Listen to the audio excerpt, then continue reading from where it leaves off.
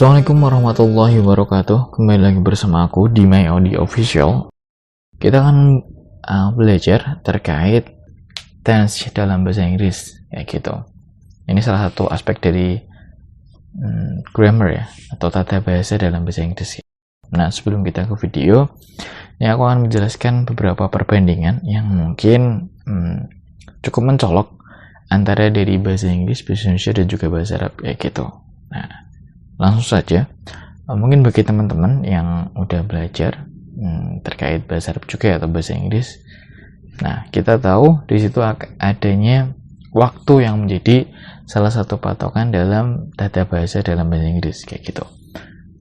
Yang mana itu berimpact pada format atau pada bentuk dari verb atau kata kerja.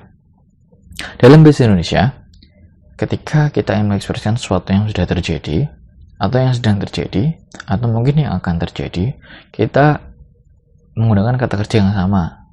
Misal contohnya kayak gini, misal kata kerja makan. Ketika kita ingin mengekspresikan bahwa aku sudah makan, ya tetap makan.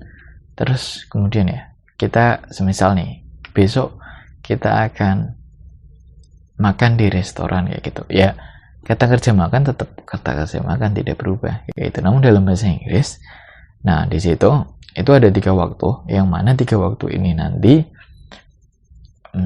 sometimes atau kebanyakan nanti ada verb yang di situ berubah. Semisal tidak berubah, maka seperti kaidah dalam bahasa Arab, kullu syai'in mustasna, atau setiap sesuatu itu pasti ada pengecualian. Berarti kalau tidak berubah berarti itu salah satu pengecualian, kayak gitu. Terus kemudian dalam bahasa Arab kita tahu ada fi'il madhi, mudhari', dan juga mohon maaf, maksudnya zaman madhi, zaman mudhari', zaman istiqbal, kayak gitu. Madhi ya past, mudhari' present, dan juga istiqbal itu future, kayak gitu. Tahu masa yang akan datang. Saran saja sebelum kita langsung masuk ke videonya ya, atau masuk ke lebih dalam, buat teman-teman yang ingin memperlancar speakingnya atau become fluent, kayak gitu. Jadi saran aku, teman-teman banyak baca buku, perbanyak dengerin bagaimana orang luar itu how they communicate to each other, atau mungkin kalian lihat talk show, atau mungkin lihat artis-artis ya, dan kalian itu dubbing suara mereka, kayak gitu. Itu malah lebih cepat, kayak gitu, daripada teman-teman fokus di grammar dulu. Nah, ini kenapa? Karena ketika teman-teman fokus di grammar dulu, ini yang sering diterapkan dalam sekolah kebanyakan ya, bahwa kita itu sering diajarkan untuk belajar grammar, kayak gitu. Nah, terus pas waktu ada materi listening, speaking, kayak gitu, kita langsung mental, kayak gitu. Oke. Ini karena apa? Karena terkadang sometimes orang yang belajar grammar dulu itu ketika ingin berbicara, dia nantinya pasti akan worry terkait grammatical rules atau aturan-aturan grammar yang ada dalam bahasa Inggris yang akan dia ekspresikan tuh.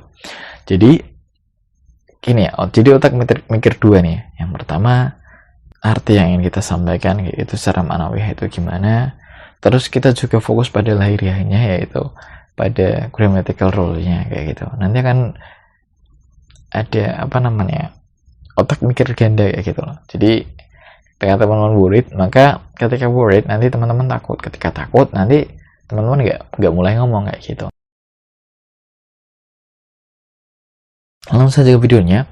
Kita ada 3 waktu tadi. Yang pertama yaitu past, present, kemudian future. Past ini masa yang sudah lampau. Kita bahas waktunya ya, masa yang sudah lampau. Present itu sekarang, future itu yang akan datang. Kita langsung ke yang pertama.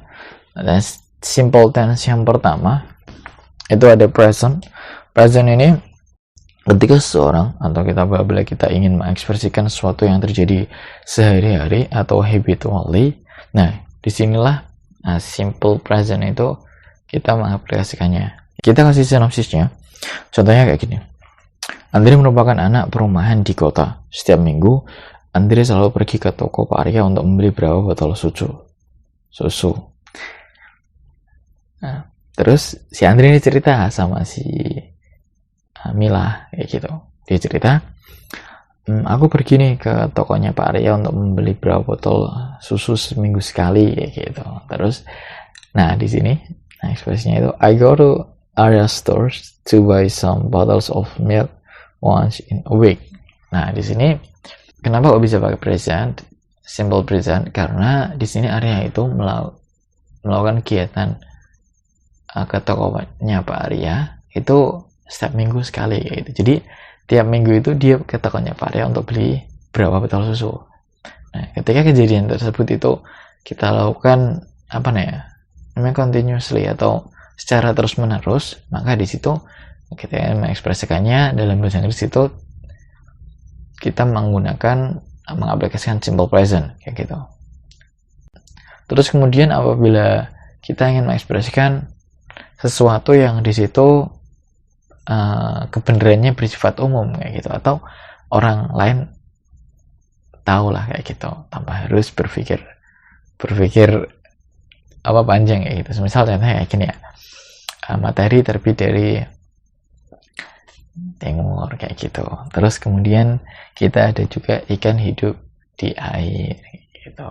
Bisa juga kayak gajah memiliki belalai yang panjang dan telinga yang lebar, atau beberapa kebenaran umum lainnya kayak gitu. Ya, itu kita juga bisa mengekspresikan menggunakan simple present. Terus kemudian kita ada simple past. Simple past di sini seperti yang kita bahas tadi ya. Past itu zaman atau waktu yang itu sudah terlampaui. Kita kasih langsung sinopsisnya ya. Sinopsisnya itu kayak gini. Kemarin berarti hari Minggu. Nah, hari Minggu Sinta itu pergi ke desa untuk mengunjungi neneknya. Terus sampainya di rumah ya. Ini misalnya hari Senin sekarang ya. Terus dia teleponan sama Almira untuk cerita bahwa yesterday I visited my grandmother in the village kayak gitu. Jadi dia menceritakan bahwa kemarin dia telah mengunjungi neneknya yang ada di desa. Kita lihat di sini ya, visited itu kalau semisal ini diekspresikan dalam present itu verb aslinya atau verbnya itu visit, karena di sini kita menggunakan simple past, maka di sini ada tambahan id di belakangnya visit, jadi visited kayak gitu, atau mengunjungi. Ini untuk membedakan bahwa oh ya ini ternyata kejadiannya itu berada di masa lalu kayak gitu. Jadi dia ceritanya itu udah kemarin kayak gitu.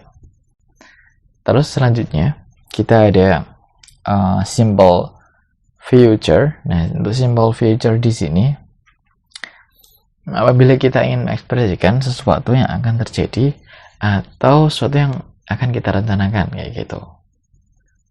Jadi misal titik poinnya sekarang nih, nah berapa menit kemudian atau berapa jam kemudian kalian merencanakan apa kayak gitu.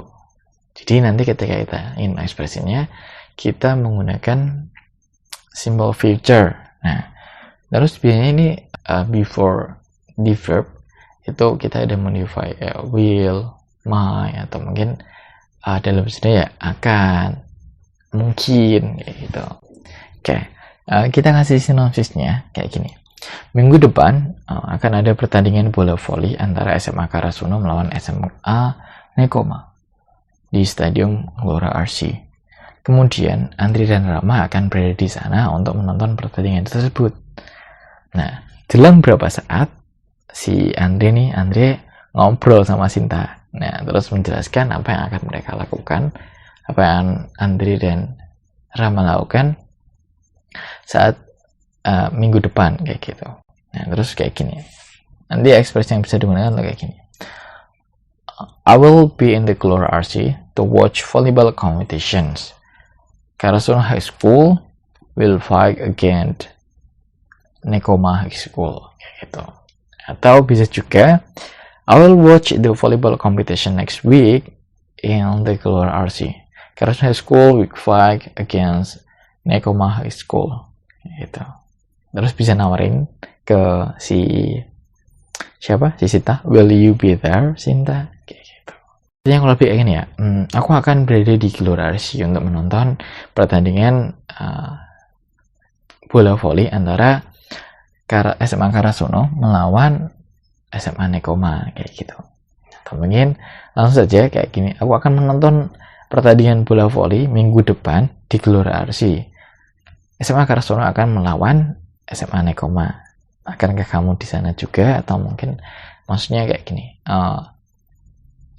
apakah nanti kamu di sana juga? Kayak gitu.